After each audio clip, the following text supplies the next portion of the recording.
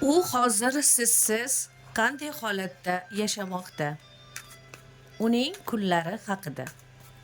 U hozir siz bilan anchadan beri aloqa yo'q va u hozir qanday holatda? Shu haqda.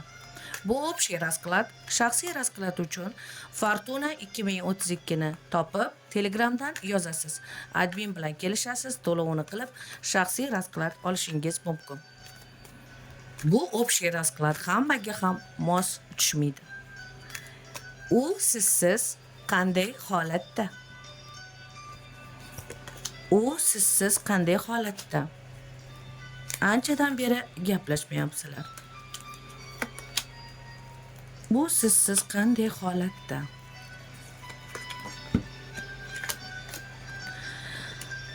U sizsiz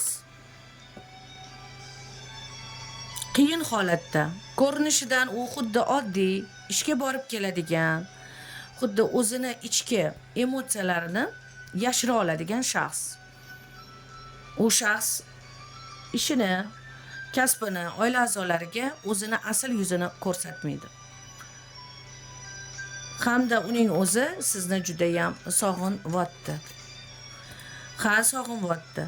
Unda kimdir uni o'zgartirib qo'ygan, yoki kimdir o'qitib olgan, yoki o'ziga isitib olgan, lekin isigani yo'q. Qanday yashayotganligini o'zi bilmaydi.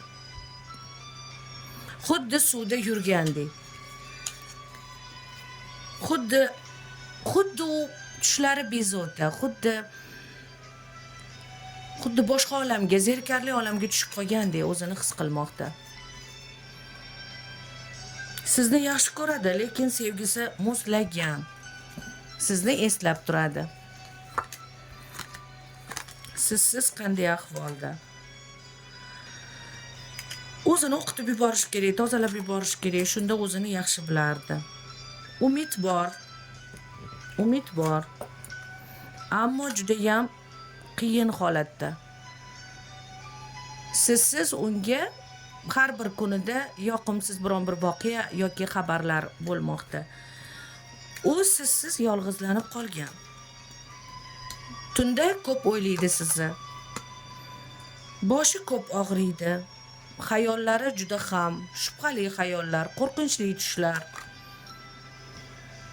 Chunki uni yonida